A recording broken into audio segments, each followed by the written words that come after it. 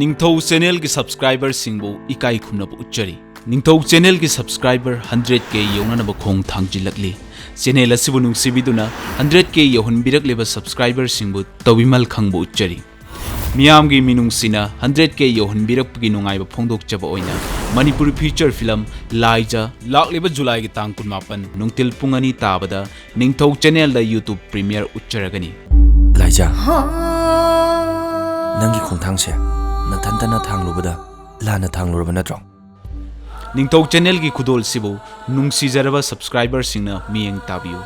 Khanganjaba amana viewers singna film masibu Facebook Instagram na chingba social media da upload tobiganu.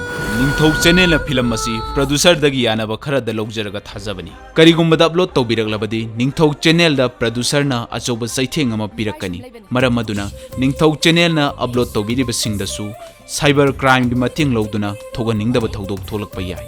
Miyamna Ningthou Channel bu nungsibiyu. Lairembi ko ningtirabi saksem baby sakhen kaya. Chathariba lockdown gi tang tadriba miyam gi damang Ningthou Channel na atopa film kaya su puduna lakchagi.